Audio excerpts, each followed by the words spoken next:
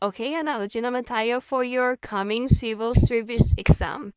And when it comes to analogy, always remember the resemblance and relation of each word, yung kaugnayan ng bawat salita.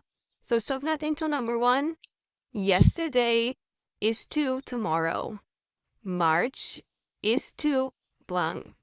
Maraming nagsasagot at sinasagot nila is April agad dahil gusto nilang mabilisan. But try to analyze the problem, okay? Dito, yesterday is to tomorrow. Sa problem natin na ito, you're talking about the days and month. Yesterday is to tomorrow, may in-skip po siyang araw. At ano yon? It is today, okay? So, yesterday, today, and tomorrow.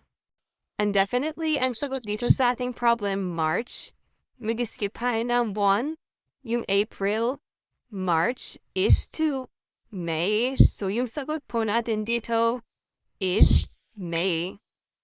Okay, number 2, same problem lang po tayo dun sa number 1. Yesterday is to tomorrow.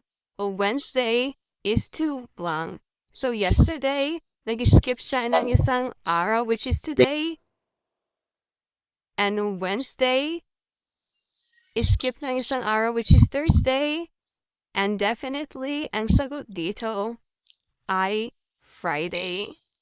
So always remember the similarity and resemblance of each word. And I hope you got this right.